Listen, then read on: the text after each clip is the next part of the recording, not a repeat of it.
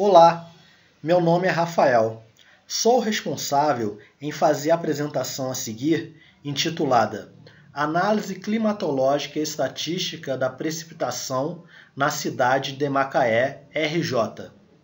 Este trabalho relaciona-se com estudos desenvolvidos durante o curso de pós-graduação em Ciências Atmosféricas na UENF, Campus Macaé.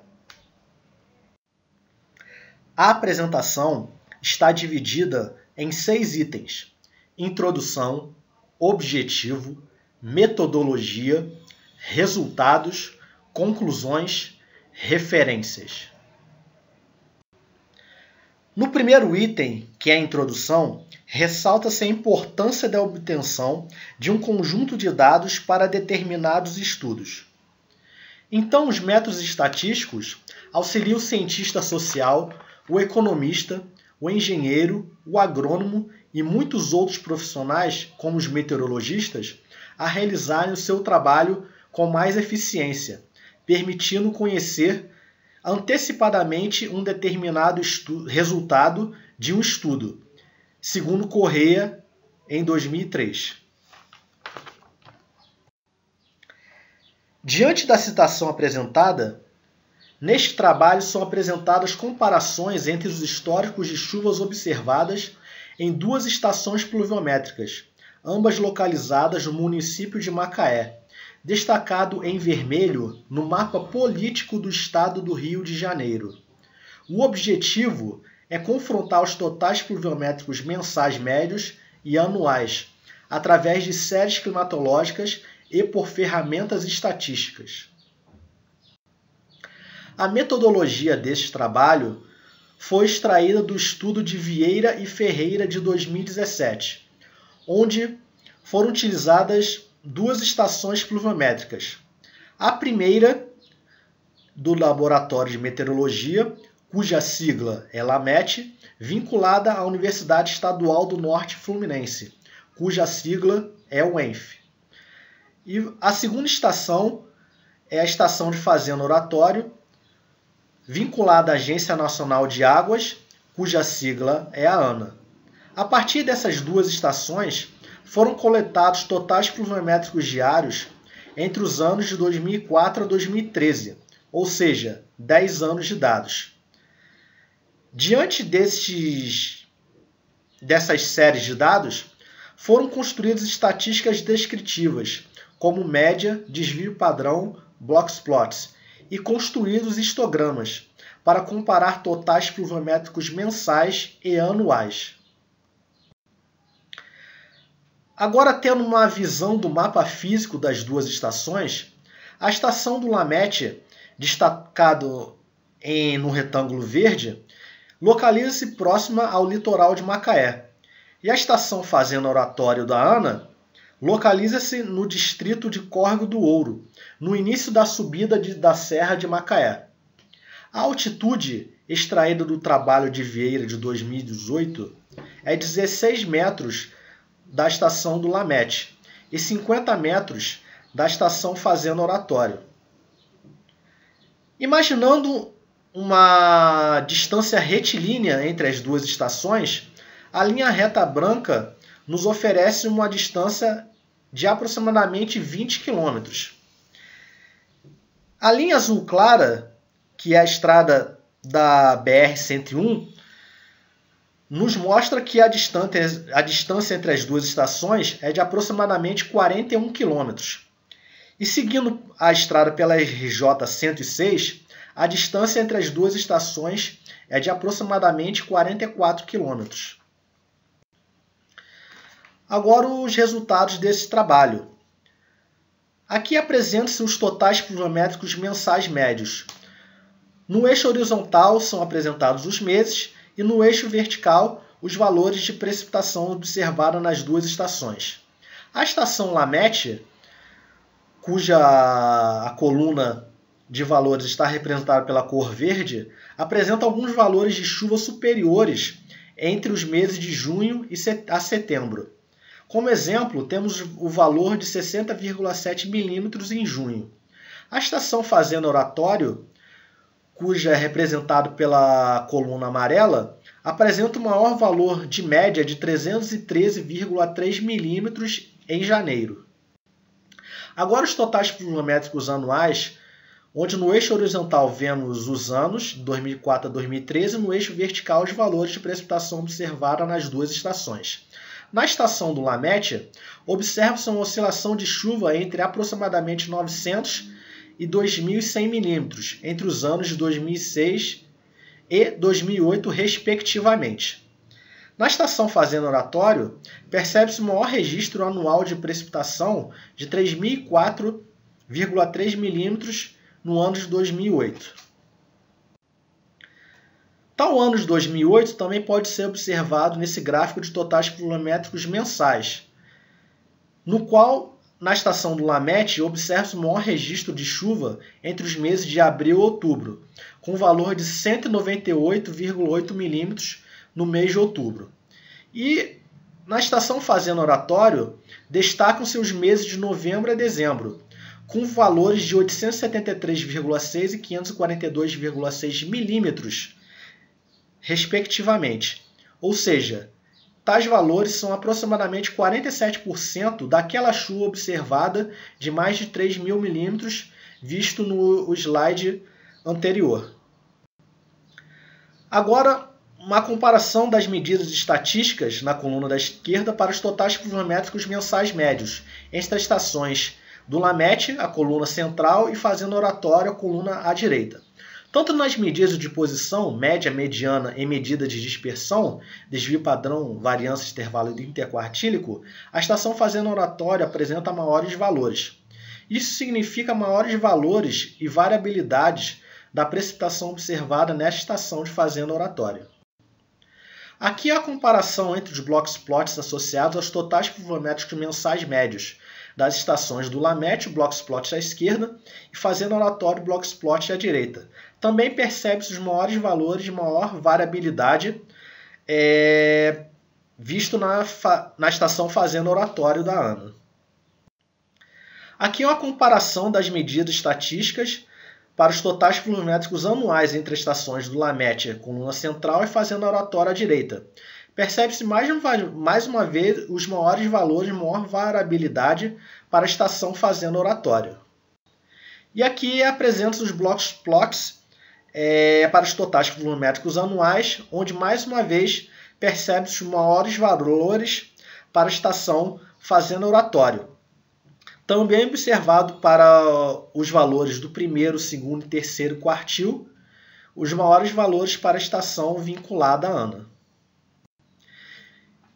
As conclusões desse trabalho nos mostram que, em virtude dos resultados obtidos das discussões realizadas sobre este trabalho, praticamente verifica os maiores valores da precipitação observada na estação Fazenda Oratória, tanto nas estatísticas descritivas quanto nas representações gráficas. E aqui as referências desse trabalho. Agradeço a organização do evento a oportunidade de apresentar este estudo. Muito obrigado, Rafael. Olá, sou Gildo Rafael de Almeida Santana. Estarei apresentando o trabalho intitulado Análise de Tendência Hidrológica na Bacia Hidrográfica do Rio Paraíba do Sul. A seca é um fenômeno natural caracterizado pela deficiência de precipitação durante um período prolongado de tempo. Ela é considerada um desastre natural quando atinge áreas habitadas, causando danos materiais e humanos e prejuízos socioeconômicos. O dano é maior quando a economia local está ligada à agropecuária, que depende do tamanho da cultura, da necessidade de irrigação e do grau de importância dessa atividade para a economia local. Embora as secas sejam mais associadas ao Nordeste do Brasil, elas também ocorrem em outras regiões, como, por exemplo, no período de 2014 a 2015, a região Sudeste enfrentou uma grave crise hídrica, onde a falta de água passou a ameaçar o abastecimento das principais metrópoles do estado de São Paulo e do estado do Rio de Janeiro.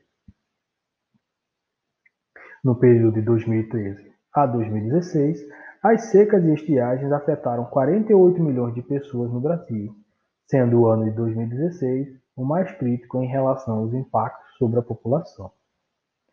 Os objetivos.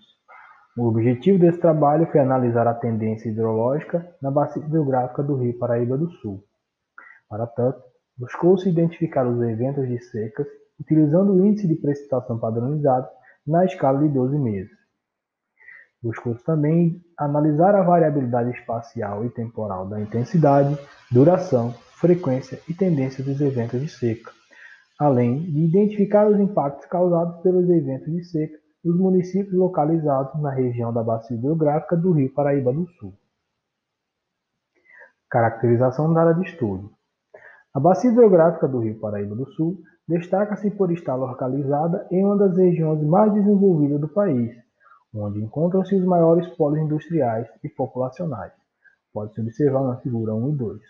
Na figura 2, há um destaque para a região da bacia e os principais rios que a compõem. Destaque-se também pelo número elevado de conflitos de usos múltiplos da água. São 28 municípios que pertencem aos estados de São Paulo e Rio de Janeiro, que são banhados pelo Rio Paraíba do Sul e captam água para abastecimento público. Além disso, há cerca de 120 hidrelétricas em operação na bacia, entre elas grandes, médias e pequenas geradoras. A metodologia.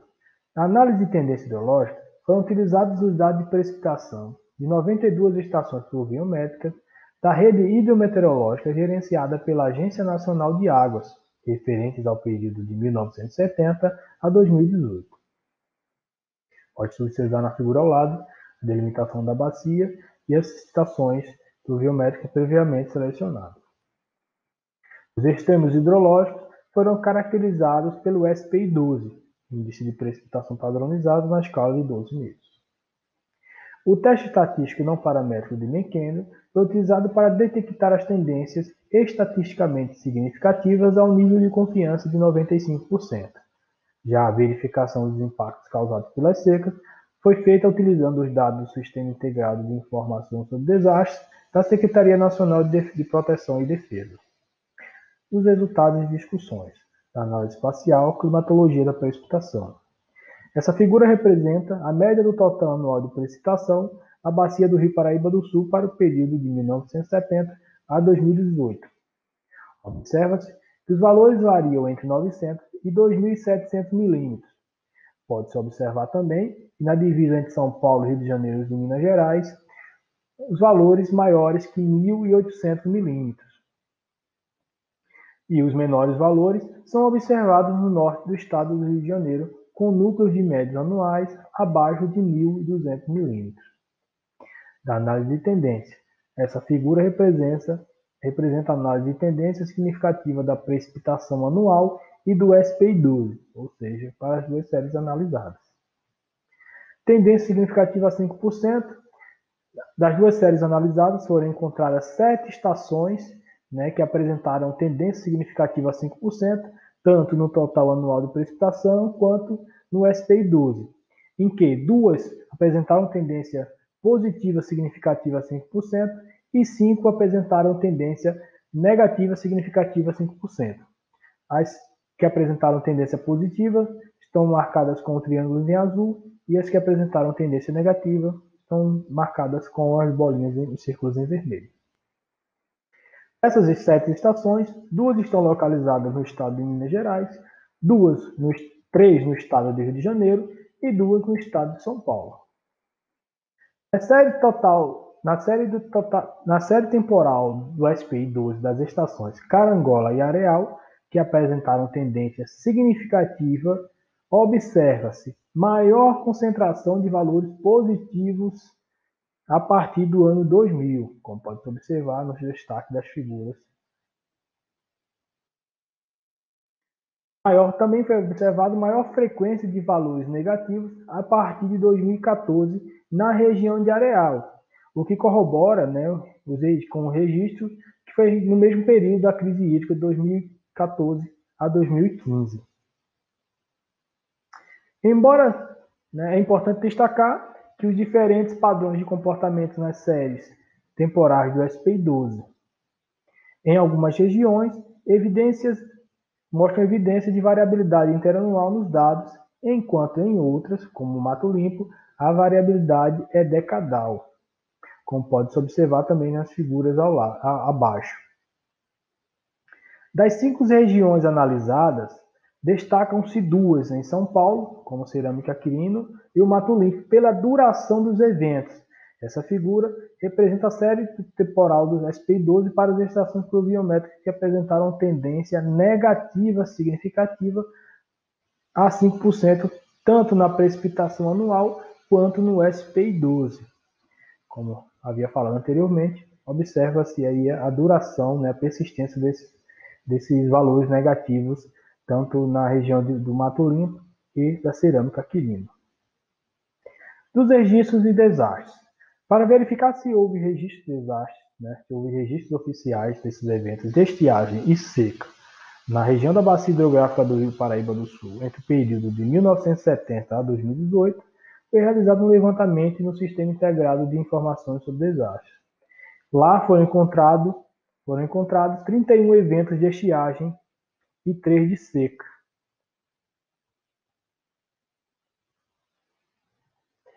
Esses foram encontrados nos seguintes documentos: no formulário de informações sobre desastres, na avaliação de danos, portarias e decreto. Ao lado, mostra uma tabela com o registro desses eventos, o tipo de evento, o ano e o estado de ocorrência. No total, foram identificados 34 eventos, como informado anteriormente. Aqui temos uma figura que demonstra a forma espacial, a distribuição desses eventos dentro da bacia. Dos 31 casos de estiagem registrados no S2D, 17 ocorreram em 11 municípios do estado do Rio de Janeiro, 13 ocorreram em 8 municípios do estado de Minas Gerais e uma ocorreu no estado de São Paulo.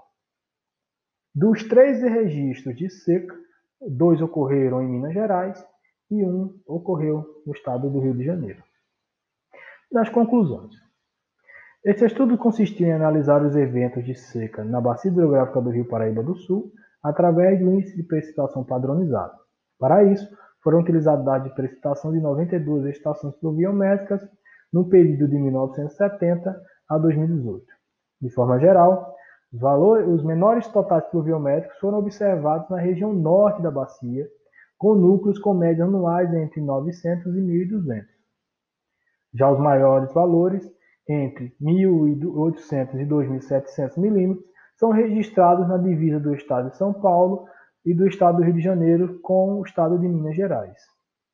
Desses totais, a maior parte ocorre no verão austral, com acumulados trimestrais entre 400 e 1.200 milímetros em toda a bacia do Rio Paraíba do Sul.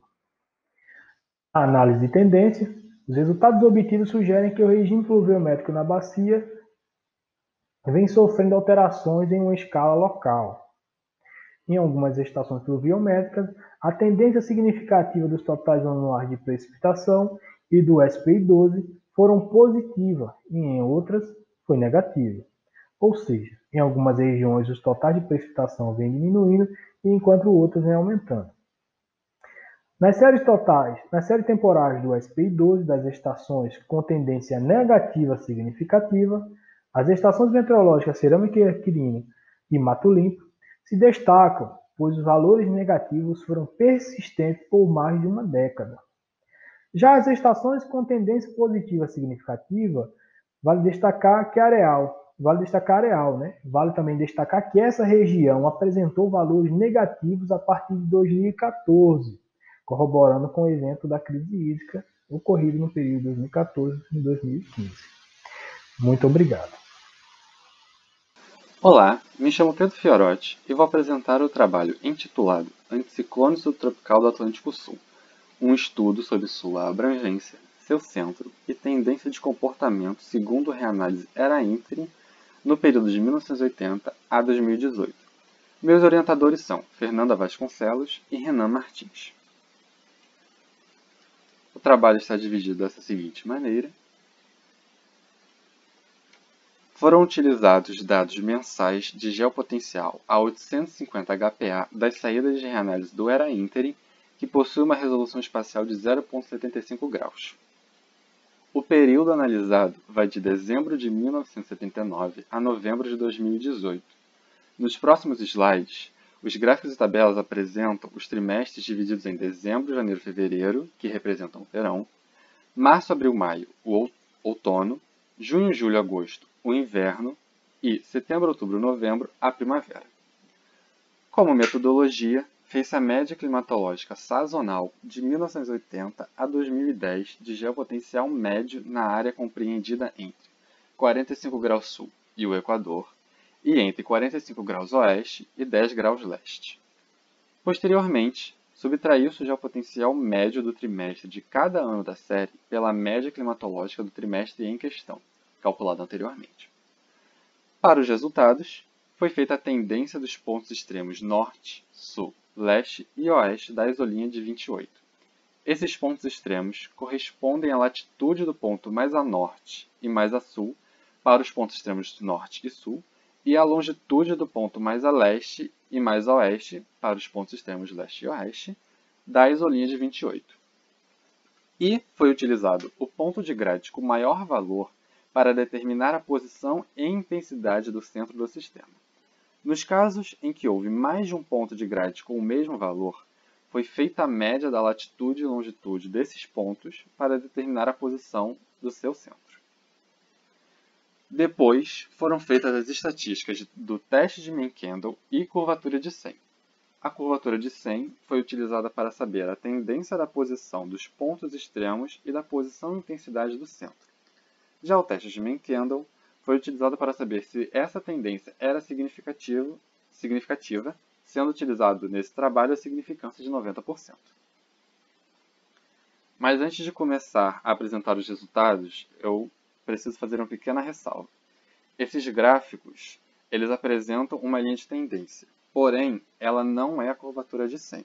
Os resultados das estatísticas vão ser apresentados posteriormente em outros slides, separadamente. Bom, dito isso, esses são os resultados do ponto extremo norte. Através da análise desses gráficos, é perceptível que nas 4 estações, a parte norte do sistema apresenta uma tendência de deslocamento para latitudes menores, ou seja, para norte. Porém, nas estatísticas, apenas o inverno apresenta tendência de deslocamento para norte, sendo ela significativa.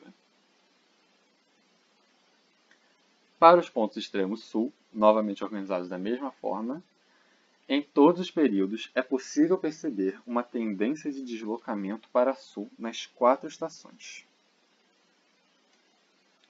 a qual também está presente na curvatura de 100 em todos os períodos, mas apenas o verão e o outono apresentam significância estatística.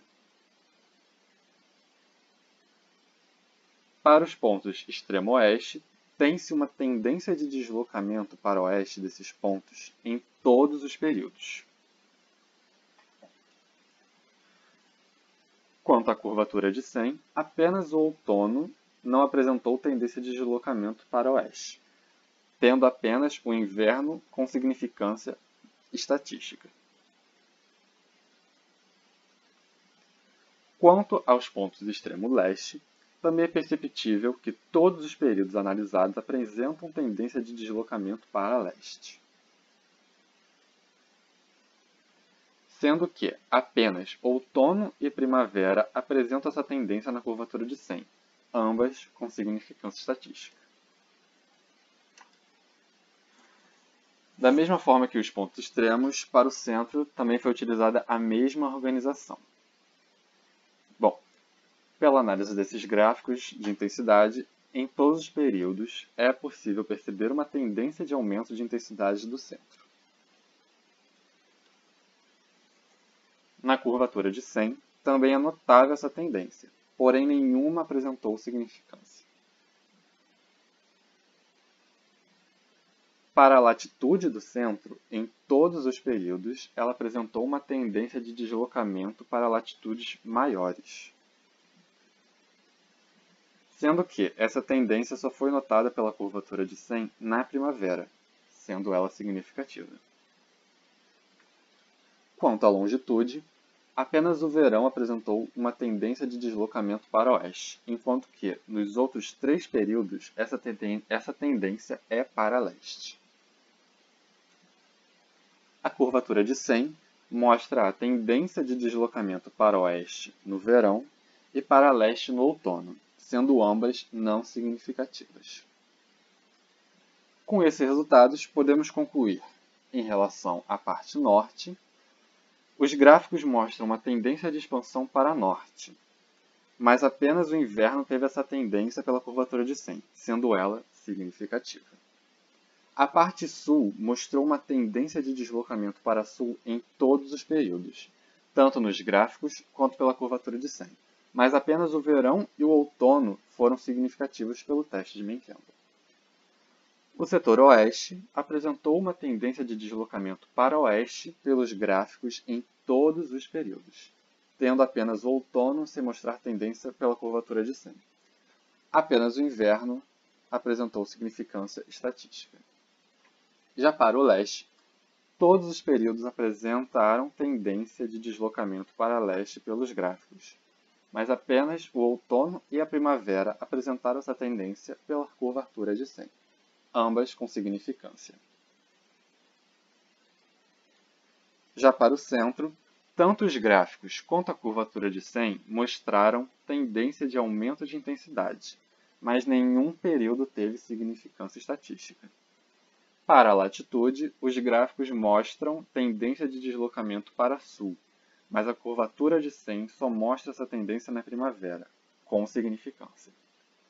Quanto à longitude, apenas o verão mostra tendência de deslocamento para oeste, enquanto as outras estações mostram para leste pelos gráficos.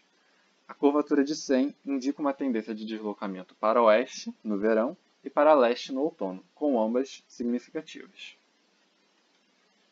Eu gostaria de agradecer ao CNPq pelo financiamento e pela Bolsa PIBIC, e também ao Laboratório GEPAC da UFRJ pela oportunidade.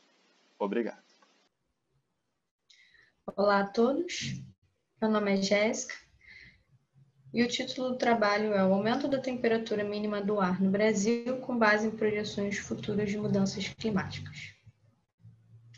Bom, o estudo da temperatura do ar é fundamental para a análise das mudanças climáticas e também determinar condições para a sobrevivência e ocupação do espaço pelo homem. Porém, nas últimas décadas foi observado aumento da temperatura do ar, principalmente a temperatura mínima, que aumentou em uma proporção maior do que a temperatura máxima. E esse aumento da temperatura pode influenciar na ocorrência de eventos climáticos e também causar possíveis alterações na sua frequência. Portanto, esse trabalho teve como objetivo analisar o aumento da temperatura mínima do ar para o Brasil. A área de estudo foi o Brasil, país localizado na América do Sul e que possui 5 regiões: Norte, Nordeste, Sudeste, Centro-Oeste e Sul. Os dados utilizados foram retirados das projeções climáticas futuras CMIP6, proveniente do modelo climático MIROC na fase 6. A variável utilizada foi a temperatura mínima do ar, como já informado, e foram utilizados também 2 períodos. O primeiro período, de 2021 a 2040, e de 2081 até 2006, para o cenário SSP 4.5. Esse cenário ele faz parte do CMIP6, que elabora projeções e cenários alternativos de mudanças climáticas. São 5 tipos de cenários, e esse escolhido é o cenário SSP2, que tem uma forçante radioativa de 4,5 watts por metro quadrado. Esse cenário é uma projeção mediana dos cenários futuros do CMIP6. Ele possui um crescimento moderado da população e a geração de energia continua dependente de combustível fóssil na mesma taxa que os dias atuais. Além disso, ressalta-se que o MIROC 6 é um modelo que apresenta um bom resultado para simulações realizadas para o Brasil.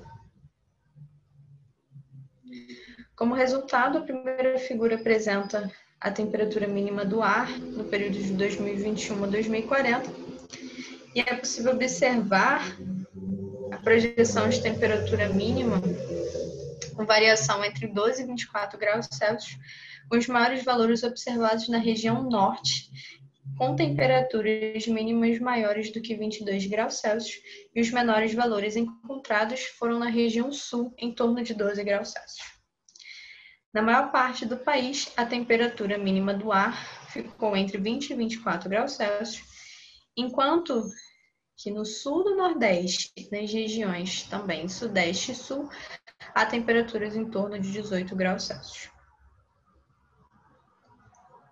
A segunda figura, que apresenta a temperatura mínima do ar no período de 2081 a 2100, foi possível observar o aumento da temperatura mínima do ar, que está atingindo até 26 graus Celsius, com os maiores valores observados novamente na região norte, com temperatura mínima maior do que 22 graus Celsius, e os menores valores novamente são na região sul, em torno de 14 graus Celsius. Na maior parte do país, a temperatura mínima do ar ficou entre 22 e 26 graus Celsius, enquanto novamente nas regiões sul do Nordeste e as regiões Sudeste e Sul, há temperaturas dessa vez em torno de 18 graus Celsius.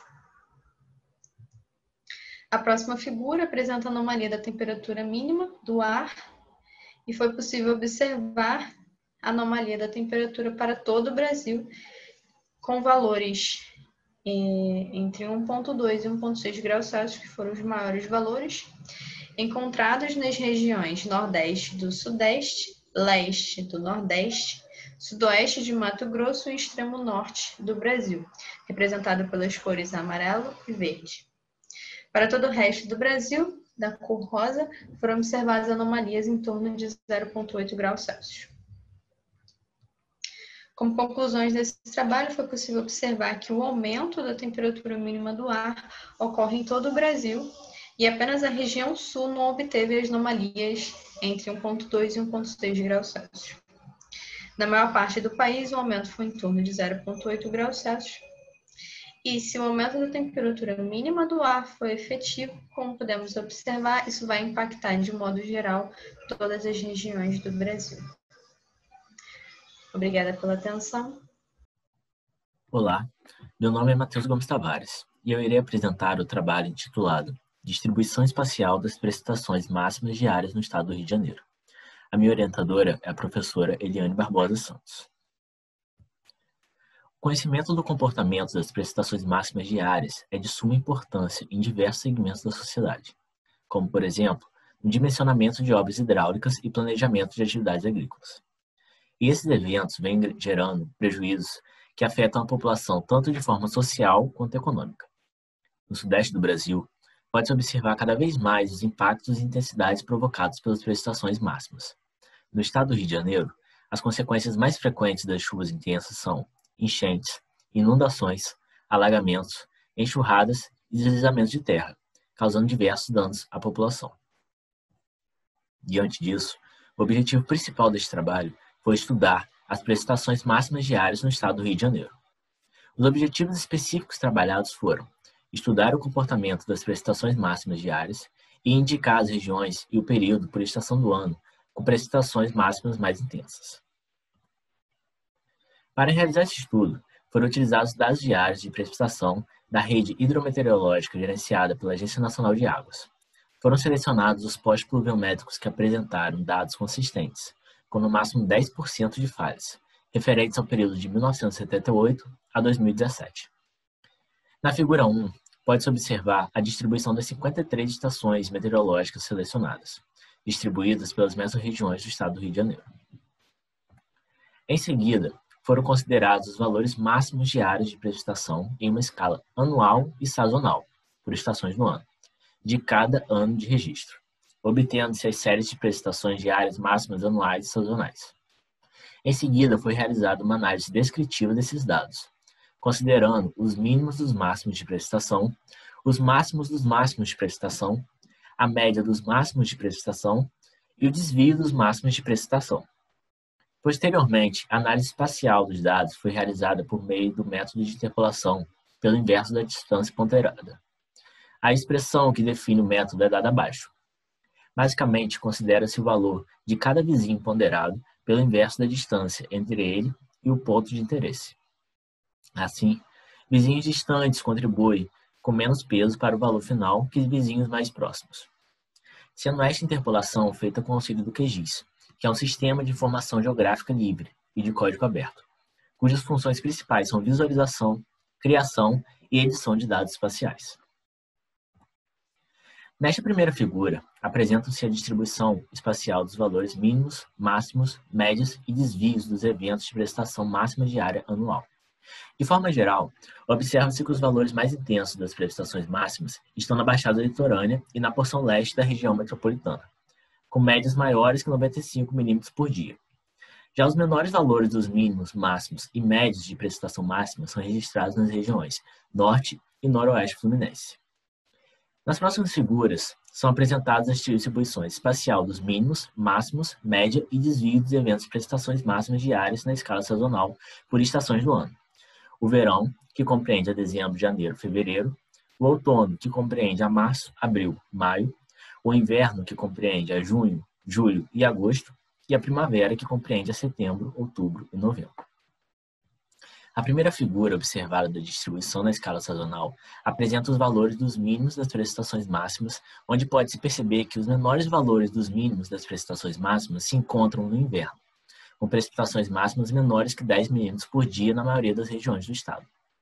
Destaque-se ainda que as regiões Norte e Noroeste Fluminense apresentam, de forma geral, os menores valores das precipitações máximas para todas as estações. Agora, com relação à figura dos máximos das precipitações máximas, como observado a seguir, pode-se perceber que os máximos mais intensos das precipitações máximas são registrados no verão, seguido da primavera, com valores maiores que 120 milímetros por dia, na maioria das regiões. Já os máximos menos intensos das precipitações máximas são observados no inverno, com valores entre 50 e 120 milímetros por dia em grande parte do estado do Rio de Janeiro. Posteriormente, é apresentada a figura que abrange as médias dos eventos de precipitação máxima diária por estações do ano, que pode-se notar que as estações de verão, outono e primavera possuem comportamentos semelhantes, com valores maiores que 45 milímetros por dia em quase todo o estado e médias mais intensas das precipitações máximas na Baixada Litorânea e na porção leste da região metropolitana, com precipitações maiores que 60 milímetros por dia. E, por fim, a última figura, que representa os desvios das precipitações máximas, onde observa-se que, de forma geral, os maiores desvios das precipitações máximas se encontram nas regiões que apresentam as precipitações máximas mais intensas, com desvios maiores de 25 milímetros na Baixada Litorânea, na porção leste da região metropolitana e no litoral norte fluminense. Pode-se concluir que as regiões do estado do Rio de Janeiro que apresentaram as mais intensas foram a Baixada Litorânea e a porção leste da região metropolitana, com médias maiores que 95 milímetros por dia na análise anual. Na análise sazonal, as precipitações máximas mais intensas foram registradas no verão, seguido da primavera, com valores máximos maiores que 120 milímetros por dia na maioria das regiões. Com relação à média dos eventos, o verão, outono e primavera apresentaram comportamentos semelhantes, com valores maiores que 45 milímetros por dia em quase todo o estado e médias mais intensas na Baixada Litorânea e na porção leste da região metropolitana, com precipitações maiores que 60 milímetros por dia. Também foram observados na Baixada Litorânea, na porção leste da região metropolitana e no litoral do norte fluminense, os maiores desvios das precipitações máximas com valores maiores que 25 milímetros por dia. Obrigado. Segue o e-mail para contato.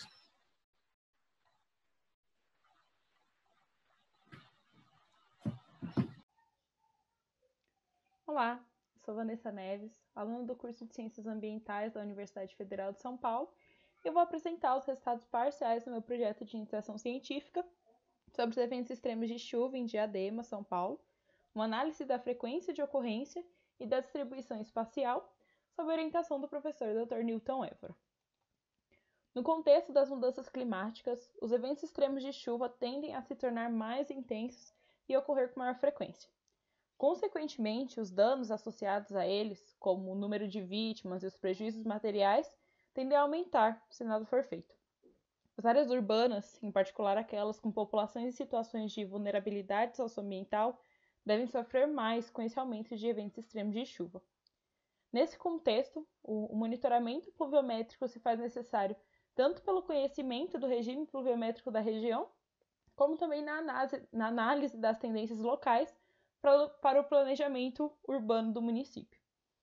Dessa forma, um caso clássico dessa realidade no Brasil é o município de Diadema, situado no grande ABC da região metropolitana de São Paulo, onde, além de ser marcado por uma das maiores densidades populacionais do país, que é associada com uma ocupação urbana densa e desordenada, resulta em parte significativa da população residindo em áreas de risco. Então, no contexto dos ODS 11 e 13, e motivados pela realidade socioambiental do município, foram definidos os seguintes objetivos. A caracterização e análise da evolução histórica dos eventos extremos de chuva no município de Diadema, bem como a análise da relação entre a distribuição espacial dos eventos extremos de chuva com registros tanto de ocorrências da Defesa Civil, como também de notícias de impactos causados pela chuva no município.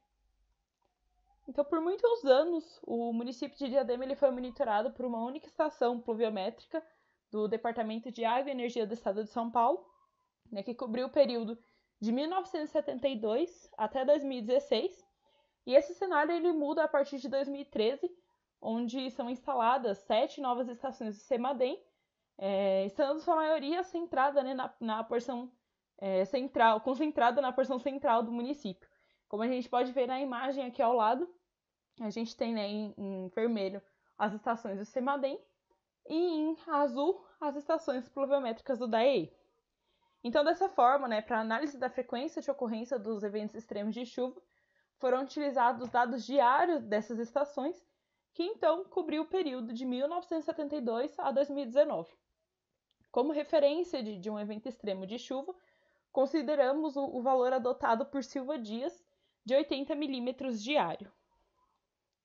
Enquanto isso, para análise da distribuição espacial dos eventos extremos de chuva, a gente considerou o período de 2009 a 2019, onde, além dos dados pluviométricos, também foi feito um levantamento de notícias acerca de impactos causados pela chuva no município e de registros de atendimentos da Defesa Civil, tanto para inundações quanto para alagamentos. Então, para os dados pluviométricos, foi necessário ajustar o período considerado para a contabilização do número de eventos extremos, visando reduzir discrepâncias pelos diferentes tempos de operação das estações.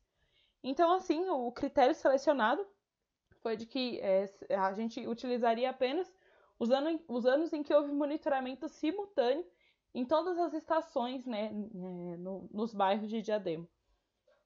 Então, abrangendo um período que vai desde 2014 a 2018. Tendo em vista que, a partir de 2019, algumas estações passaram a apresentar algumas irregularidades no seu funcionamento.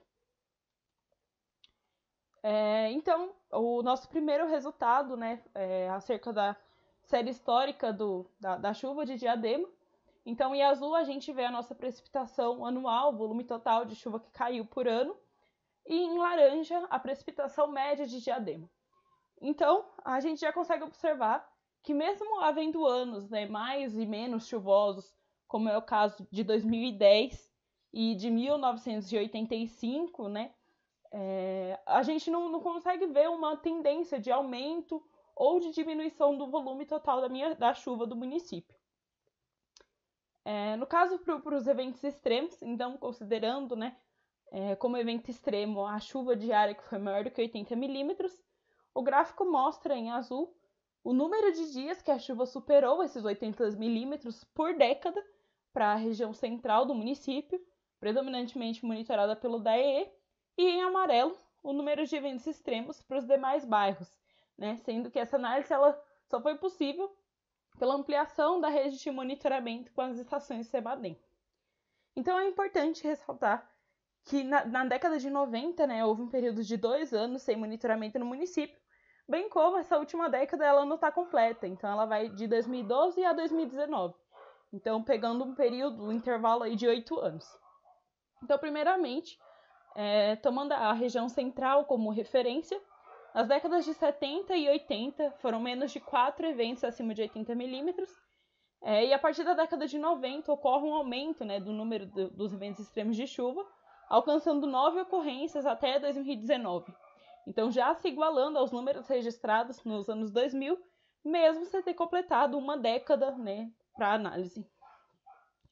Analisando o mesmo período, após a inclusão, né, das estações CEMADEM, então essa última década, a gente consegue observar que existem eventos extremos ocorrendo em outros bairros de Diadema que não necessariamente afetam o centro, evidenciando aí, né, a importância da ampliação da rede pluviométrica no município. Então, dessa forma, não há dúvida de que nos últimos anos o número de eventos extremos em Diadema tem aumentado, mas que além disso, a ampliação da rede de monitoramento possibilitou a detecção de eventos locais que antes eram subestimados devido à presença de uma única estação no município.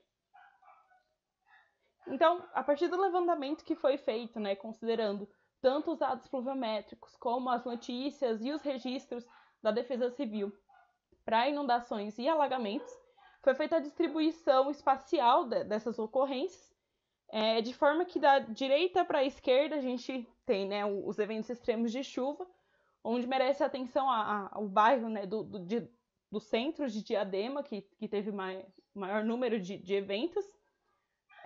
Para as notícias, a gente vê que tanto o centro quanto um bairro da porção nordeste do município, o bairro do Piraporinha, ambos merecem atenção, né, se destacaram em números de ocorrências.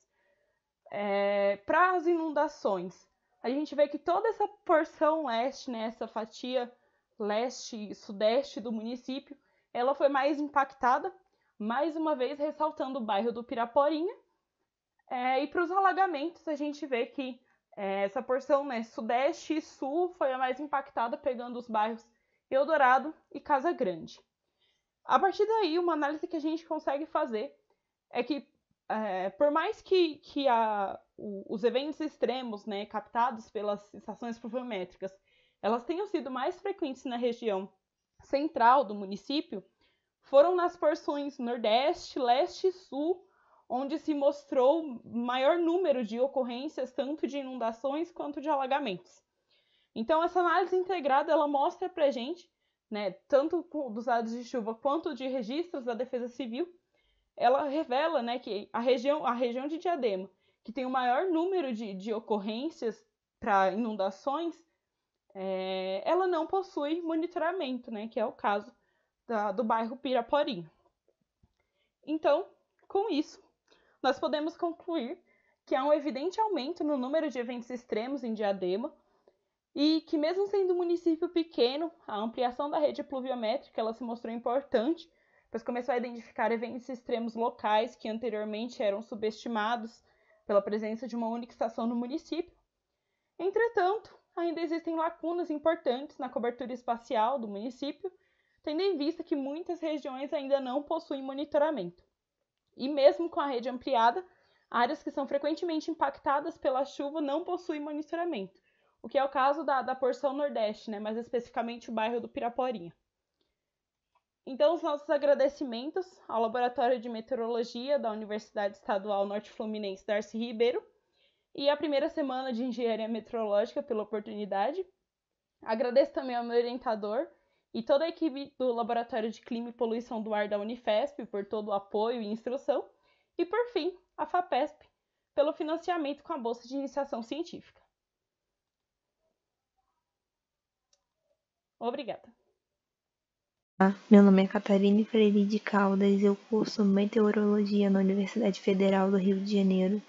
Hoje eu vou apresentar as influências do SAM, das anomalias de gelo marinho, dos mares de Billinghausen e Amundsen, sobre os sistemas frontais na América do Sul no mês de setembro. Eu tive a orientação da doutora Fernanda Cerqueira Vasconcelos e da doutora Iracema Fonseca de Albuquerque Cavalcante e a colaboração da Natasha Oliveira de Carvalho e do Ítalo dos Reis Lopes. Esse trabalho também é vinculado com o projeto Atmos.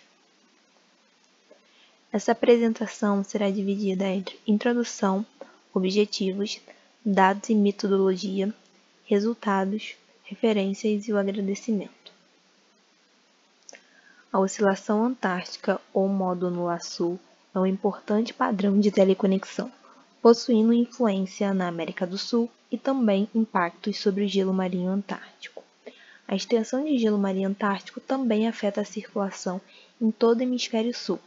Esses padrões podem estar relacionados às variações na ocorrência de sistemas transientes, tais como as frentes frias. A oscilação antártica, ou modo Nula-Sul, é um principal modo de variabilidade climática que afeta a região extratropical no hemisfério sul, sendo caracterizado como uma gangorra de massa entre as latitudes médias e polares. Nessa imagem, podemos visualizar a anomalia geopotencial em 700 HPa, representando a fase positiva do Sun, onde nas latitudes médias estão os valores positivos, enquanto nas latitudes mais altas estão os valores negativos. Na fase negativa, ocorre o oposto. As latitudes mais altas terão os valores positivos, enquanto as latitudes médias terão os valores negativos. O Sun é caracterizado como uma gangorra de massa justamente por possuir essas diferenças entre latitudes médias e altas. O objetivo desse trabalho é avaliar a frequência das frentes frias na América do Sul nos anos com extremo de gelo marinho antártico com a atuação das fases do Sun. Dados e metodologia. O estudo utilizou saídas a cada 6 horas da reanálise Era-Inter para o período de 1981 até 2010, com a resolução espacial de 0,75 graus de latitude e longitude. Foram utilizados os seguintes dados: temperatura do ar em 925 HPa, pressão a nível médio do mar e componente meridional do vento em 925 HPa. As saídas foram transformadas em médias diárias para as análises. Os seguintes critérios para a identificação de frentes frias são obedecidos caso ocorram no intervalo de um dia para o outro: a queda da temperatura maior ou igual a 2 graus Celsius, o aumento da pressão de no mínimo 2 HPa, a mudança da componente meridional do vento, de negativa para de positiva, de norte para de sul. Para os compostos foram utilizados os extremos de gelo marinho antártico, calculado através das anomalias de extensão de gelo para os mares de Billinghausen e Amundsen de 1981 até 2010 e os anos em que houveram Sun nos extremos de gelo marinho antártico. Isso no mês de setembro, máxima extensão de gelo marinho antártico.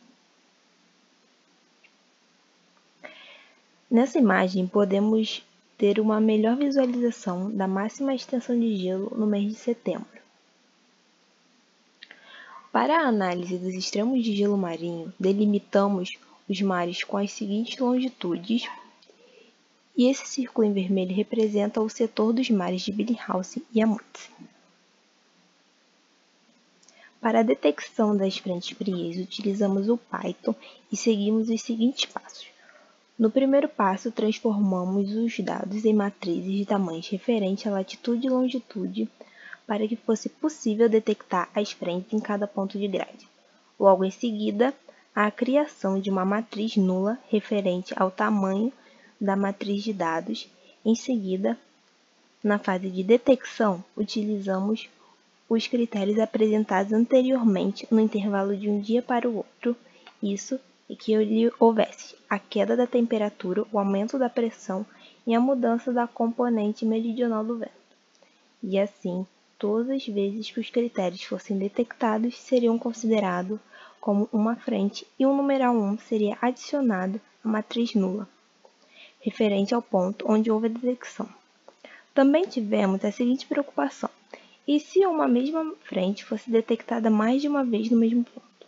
Então, todas as vezes que uma frente fosse detectada no mesmo ponto em dias seguidos, seria considerado somente uma. Essa contabilização seria iniciada no dia em que houve a primeira detecção.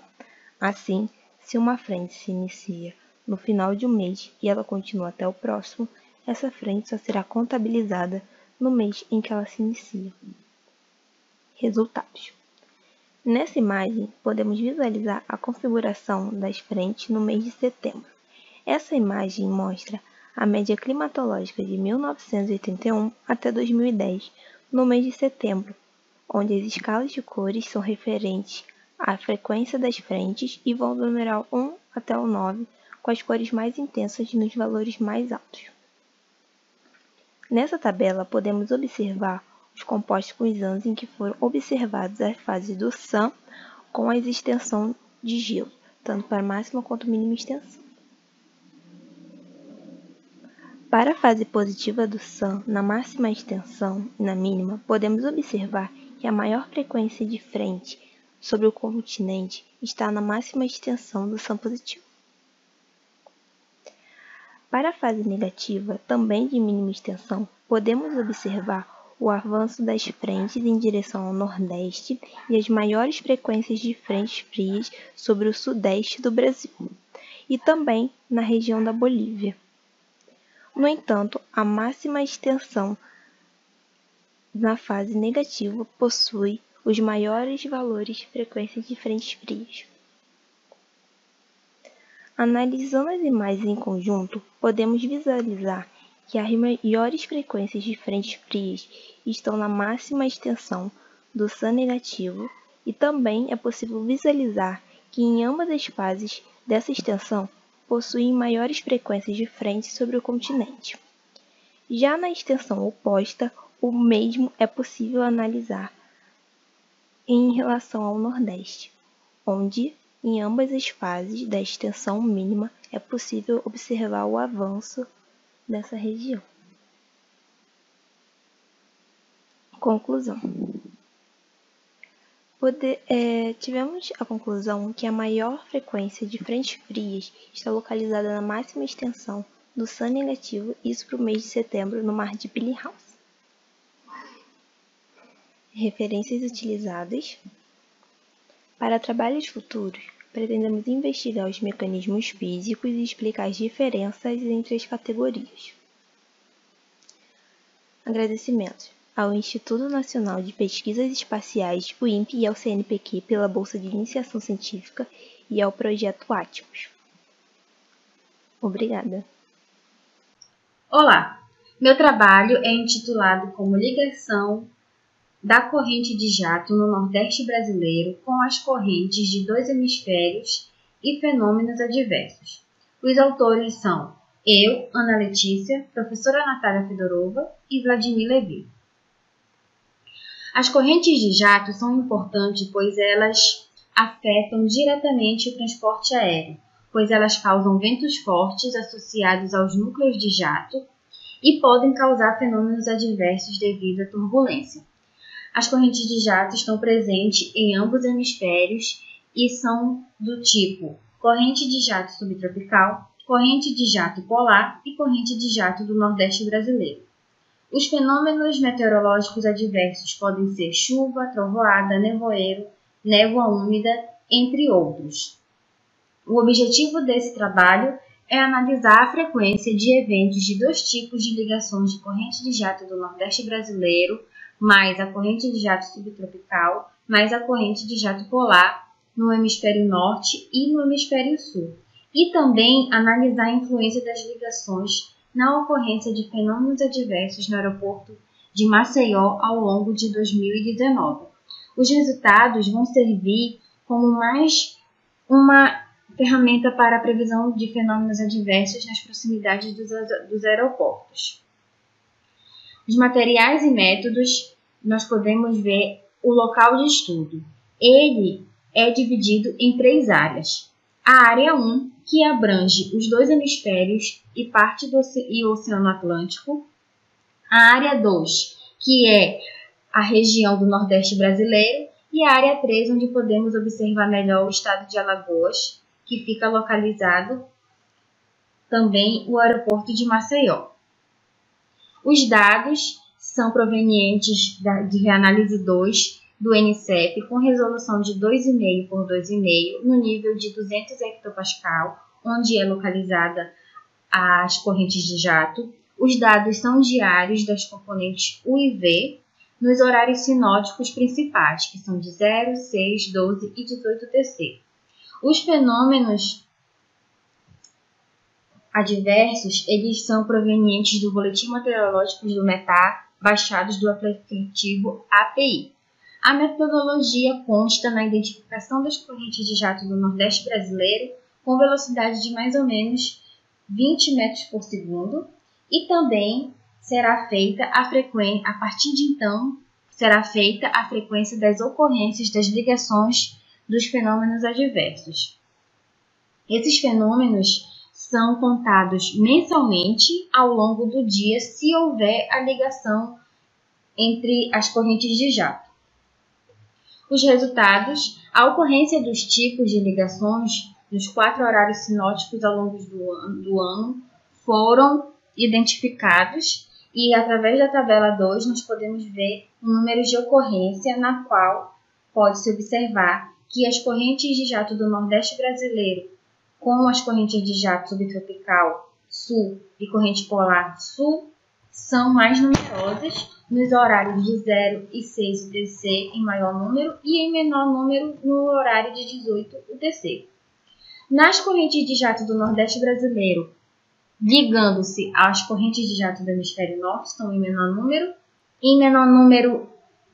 no horário de 6 UTC e no maior número no horário de 0 UTC.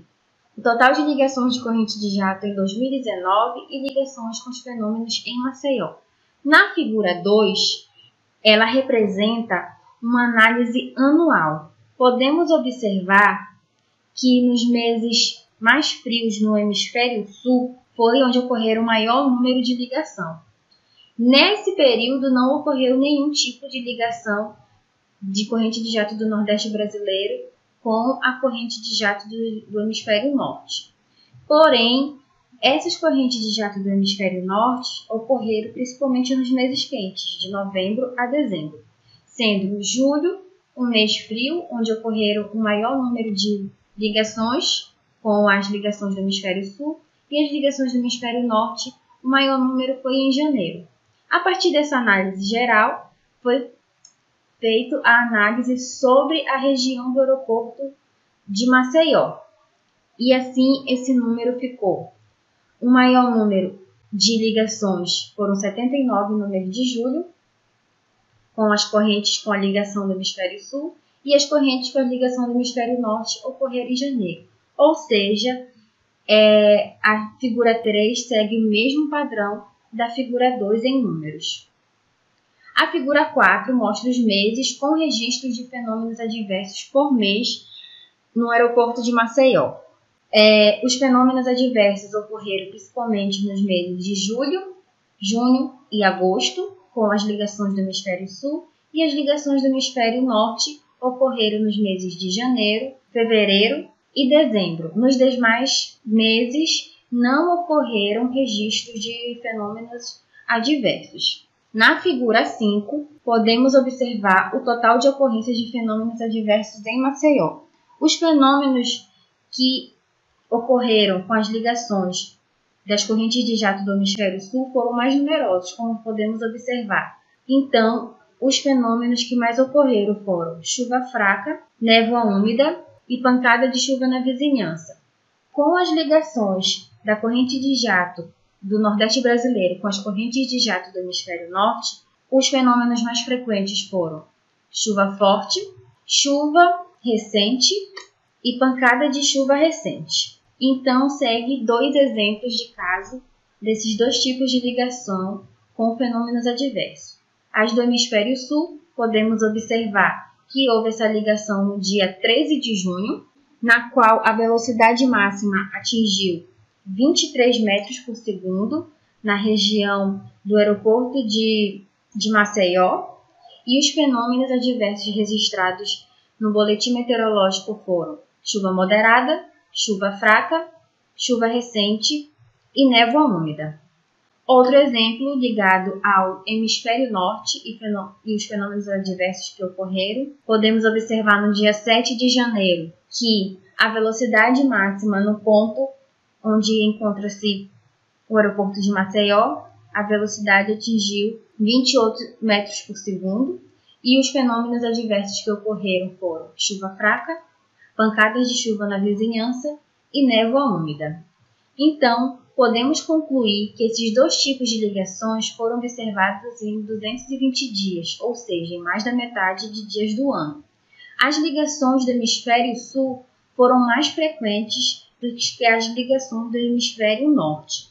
E no aeroporto de Maceió, os fenômenos foram registrados em 94 dias com ligações. Então, os principais fenômenos ocorreram principalmente com ligações de corrente de jato do Nordeste brasileiro com a corrente de jato do subtropical do hemisfério sul, mais a corrente de jato polar do hemisfério sul, e os fenômenos mais frequentes foram chuva na vizinhança e a névoa úmida. Contudo, o estudo dessas ligações são importantes para análise e previsão do tempo em região de aeroportos. As referências utilizadas nesse trabalho e muito obrigada. Meu nome é André Kleber da Silva Bunhac. Vou apresentar o trabalho Tendência dos dias úmidos e secos no norte do estado do Rio de Janeiro. Introdução. A água é um recurso natural renovável, é fundamental para a conservação e equilíbrio da biodiversidade e manutenção da vida no planeta. Essa água se renova naturalmente através do ciclo hidrológico. No entanto, com a crescente emissão de gases de efeito estufa, tem proporcionado alterações no componente do sistema clima. Essas alterações aumentam a probabilidade de ocorrer de eventos extremos. Esses eventos podem ser chuva em excesso ou seca, devido à aceleração do ciclo hidrológico. Além de que esses eventos podem proporcionar impactos irreversíveis para a sociedade e o ecossistema em proporções mundiais. IPCC 2018. Objetivo. O objetivo do trabalho da presente pesquisa é identificar tendências positivas ou negativas para o aumento ou redução dos dias sem chuva e também para o aumento ou redução do volume total mensal precipitado no município de Campos do Goytacazes. Material e método. Foi utilizado os dados da estação meteorológica do município de Campos do Goytacazes, a série histórica de 1992 a 2014. Foi submetida às análises do teste de Maykander, o teste de Student. O teste de Maykander foi utilizado para identificar tendência nos totais pluviométricos e nos dias sem chuva. E o teste T de Student foi utilizado para avaliar o coeficiente angular da reta, se é significativamente diferente de zero, indicando a presença de alterações na série histórica. Para ambos os testes foi adotado o nível de 5% de confiança ou de significância. Resultados e discussões. Bom, para os dias sem chuva, foi observada uma tendência negativa, indicando que os dias sem chuva têm reduzido ao longo da série histórica. Esses dias sem chuva têm reduzido principalmente nos meses de abril a setembro, indicando que esses meses que compõem o dito período seco, eles têm tido mais dias com chuva.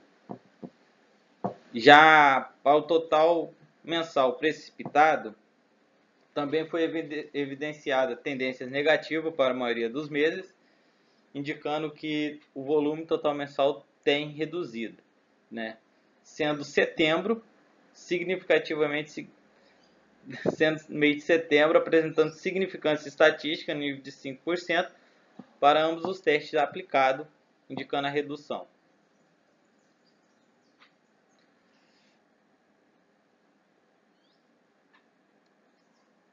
Aqui, os resultados dessa análise apontam para uma redução do volume precipitado, bem como para os dias sem chuva. Então, ou seja, apesar de ter reduzido os dias sem chuva, o volume precipitado também tem reduzido. Conclusão. No geral, Campos do Goytacazes, a estação meteorológica de Campos do Goytacazes aponta uma tendência de redução dos dias sem chuva e do total precipitado. Novembro e dezembro apontam essa mesma tendência, ao mesmo tempo que reduz os dias sem chuva, também tem reduzido o volume total precipitado.